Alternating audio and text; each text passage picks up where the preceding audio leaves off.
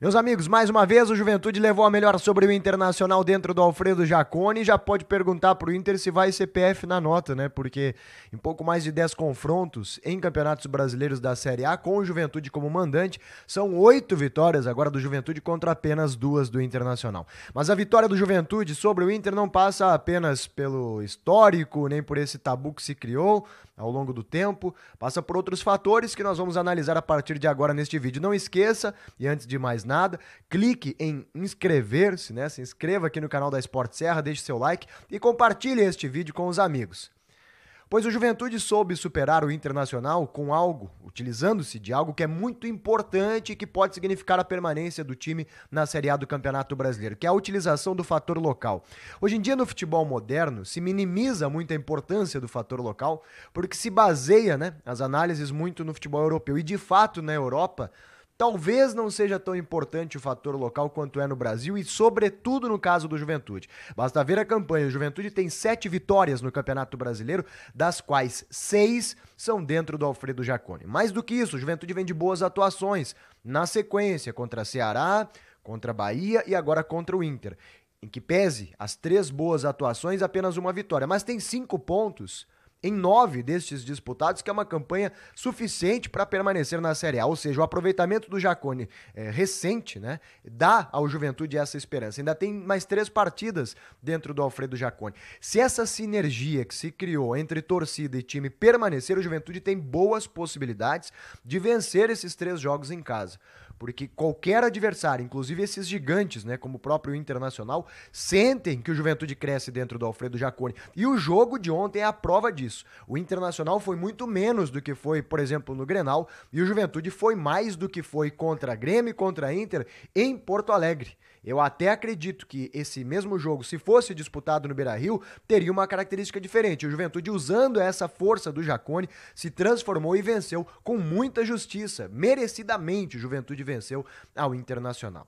E essa vitória do Juventude passa também pela recuperação de alguns jogadores que são importantes neste contexto do Juventude, de dificuldades, de um elenco enxuto, de um elenco que tem lá suas limitações e que muitas vezes passam despercebidos do torcedor. Não chega a ser o caso do Wesley, né? O Wesley é um jogador muito importante para o Juventude. Em todas as vitórias do primeiro turno, o Wesley foi talvez o melhor jogador. Contra o Sport, contra o Flamengo, contra a Chapecoense, contra o Grêmio. A lesão do Wesley foi muito importante negativamente para o Juventude, porque desde que o Wesley se machuca, o Juventude perde a figura deste articulador. O Wesley até faz a função de jogar pelo lado, como ele entrou ontem pelo lado direito, mas a vitória pessoal que o Wesley tem sobre seus adversários no meio das linhas do adversário dá ao Juventude a possibilidade de jogar.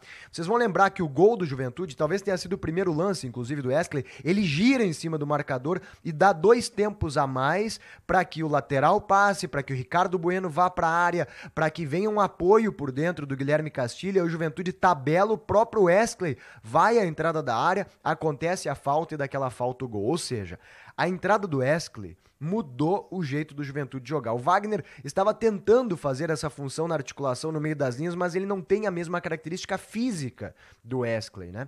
O Wagner é muito bom tecnicamente, talvez tanto bom tecnicamente quanto o Wesley, mas o Wesley, quando está bem fisicamente, ele faz aquilo que ele fez ontem, né? O adversário bate nele e não consegue roubar-lhe a bola, muitas vezes acaba até caindo, e o Wesley tem a capacidade do giro, tem a capacidade da jogada individual, do bom passe, porque tecnicamente ele também é bom jogador. E, de novo, o Wesley foi muito importante para esta vitória do Juventude. Outro destaque individual na partida contra o Inter é um jogador que muitas vezes passa despercebido, o torcedor até não gosta muito dele. Eu falo do Michel Macedo.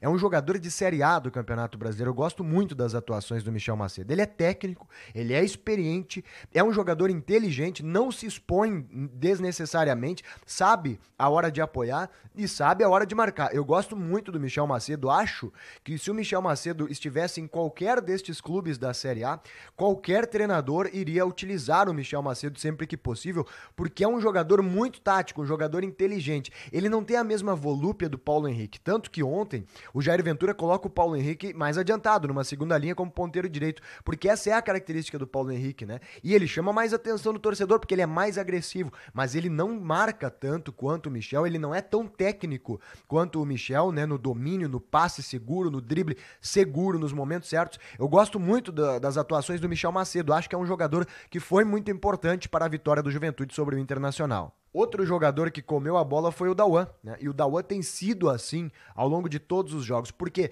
o Juventude tem deficiências na questão da velocidade nos seus dois zagueiros. E o Dauan deu essa cobertura ontem o tempo inteiro. Vocês vão lembrar de uma triangulação do Inter no primeiro tempo, em que o Foster fica no meio dessa troca de passes e o Dauan faz a cobertura, ou seja, o Dauan salva muitas vezes as dificuldades de velocidade na zaga do Juventude. Mas não só isso, o Dauan apoia e tem feito gols de cabeça, ou seja, se tornou um volante absolutamente completo. E eu digo pra vocês que se o Dauan estivesse jogando no centro do país, em um desses grandes clubes do centro do país, ele estaria sendo ovacionado, né? Ele teria um destaque muito grande na imprensa, na mídia, porque é um excelente volante, que muitas vezes chama pouca atenção, mas que corre demais, que faz funções muito importantes dentro do jogo. Ele marca, ele joga e de quebra, né, que nem seria necessário, agora começou a fazer gols. E aí eu quero chegar nos problemas, né? Porque o Juventude voltou a apresentar alguns problemas diante do Inter que são recorrentes. E são coisas que o Juventude vai conviver até o final do campeonato porque tem a ver com qualidade. A gente já falou várias vezes aqui que o elenco do Juventude tem muitas deficiências. Por exemplo, o Rafael Foster de novo oscilou bastante, né? Erra 2 ou 3 vezes no primeiro tempo de forma muito grave, muito grave. Em alguns momentos foi salvo pelas coberturas do Jadson e principalmente do Dauan. Em outros momentos ele foi salvo, né?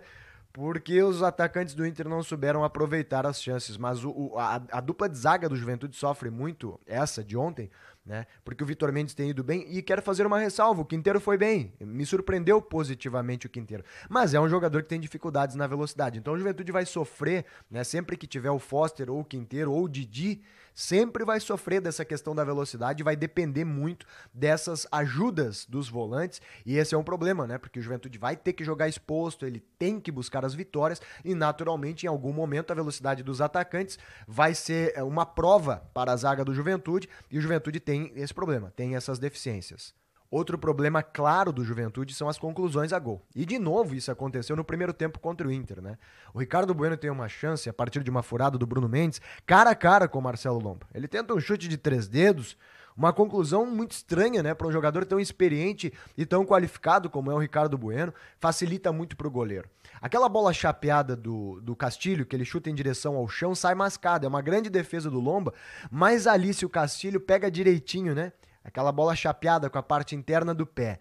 Como a gente diz, na cara da bola, não tem goleiro que pegue. E aí chegamos no Dauan, né? O Dauan teve que ensinar para os atacantes como é que se cabeceia, né, gente? O Sorriso no jogo contra o Ceará teve várias vezes essa bola que o Dauan teve. Tira do goleiro, né? Tem 7 metros e pouco de extensão de gol, né? Não precisa cabecear no goleiro. Se é o Sorriso, provavelmente ali ia consagrar o Marcelo Lomba, ia dar uma cabeçada forte em direção ao gol e o Lomba ia defender. O que o Dauan fez? Bota a bola lá do outro lado, não precisa nem muita força, né? Mesmo a cabeçada dele tendo sido forte, mas não precisa força. É só tu tirar, né? Não há goleiro do mundo que defenda uma cabeçada como aquela, cruzada, né? Só se o cara tiver 6 metros de braço, não tem como defender aquela bola. Então muitas vezes os atacantes do Juventude acabam consagrando os goleiros adversários e isso é qualidade, né? E esse problema o Juventude tem. O Wagner perdeu um gol de cabeça na risca da pequena área, o próprio Castilho teve uma cabeçada boa, né? Que não conseguiu concluir, teve chute de fora da área que o Juventude não soube aproveitar. Então ainda precisa aprimorar essa questão da conclusão a gol e eu não sei, né? Se isso tem a ver com treino, eu até acredito que não, isso é mais questão de dom mesmo. E o Juventude vai ter que trabalhar com isso. Outra deficiência clara do Juventude são as opções de banco, né? Ontem até o Wesley entrou e acrescentou qualidade, mas pra mim o Wesley é um jogador que tem condição de ser titular do Juventude. E deve ser titular. Ele só não foi titular porque perdeu muitos treinos da semana e estava com problemas físicos. Mas, por exemplo, se o Wesley tivesse sido titular, quem é que ia entrar no lugar dele? O Wagner. A gente viu que o Wagner é um jogador ótimo tecnicamente, mas que já não tem aquela intensidade que a Série A exige, né? Por exemplo, o Jair Ventura contra o Inter faz apenas 3 substituições. E são de reposição natural, né? Cansou o Castilho, aí entrou o Ricardinho, sabe? Entrou o Capixaba ali no lugar do Ricardo Bueno. Apenas substituições para repor a parte física, porque o Juventude não tem um elenco capaz de trazer do banco de reserva soluções que acrescentem. Volto a dizer, o Wesley acrescentou qualidade, mas ele tem que ser titular do Juventude, ele não é reserva, né? Ele não é um jogador que tu vai contar assim, não, no segundo tempo este reserva vai fazer a diferença. Quem fez a diferença, o Wesley fez, é um titular, né? Então, o Juventude vai sofrer até o final dessa questão das reposições. E agora começam jogos nas quartas e nos domingos, e o Juventude vai ter esse problema. São as limitações de um elenco que, para mim, né, teve problemas na sua montagem, mas o Juventude vai precisar superar, como foi ontem, né? As vitórias do Juventude daqui para frente, elas precisam vir, sim, na base da superação. E por fim nós chegamos nas projeções matemáticas, né? Essa vitória foi muito importante, era o único resultado possível, ela abre alguns caminhos para o Juventude. No entanto, a vitória do Santos e a vitória na rodada anterior do Bahia exigem, né, uma pontuação maior. Nesse momento está uma loucura, né? Se pede 47 pontos para não cair. O aproveitamento do primeiro que está escapando é de 41%. É muito alto, eu não acredito que vai ficar até o final essa necessidade.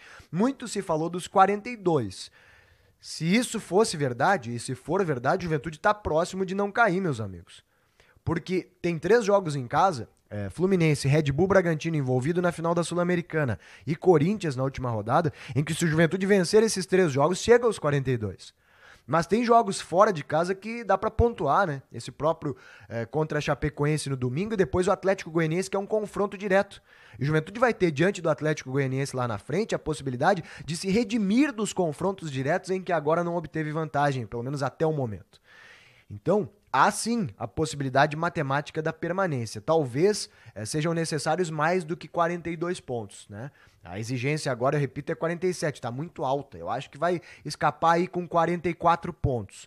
Então, é muito importante que o Juventude faça valer o seu fator local. A atuação dos 6.800 torcedores que foram ontem foi muito importante, de apoio, né? O Jaconi voltou a pulsar, voltou a apoiar. Já tinha sido assim nos jogos anteriores, mas não com a vitória. Dessa vez com a vitória. Então, essa integração entre torcida e time vai ser importante. Acho que o torcedor está bem consciente, né? Dessas limitações técnicas que o Juventude tem, da dificuldade que o Juventude tem para jogar nesse ambiente de Série A que é muito exigente. E isso é importante. Uma vez consciente das suas limitações, o time do Juventude e o torcedor compraram a ideia de que vai ser preciso luta, superação e de que só assim, só dessa forma, na luta e na superação, é que será possível escapar do rebaixamento. E o Juventude contra o Inter deu exatamente um modelo do que é necessário para que esse objetivo seja alcançado. Mais uma vez, não esqueça de inscrever-se aqui nesse canal, deixar o seu like e compartilhar aí com os amigos. Siga acompanhando aqui o canal da Esporte Serra, a gente fala somente do futebol de Caxias do Sul. Um grande abraço e até o próximo vídeo.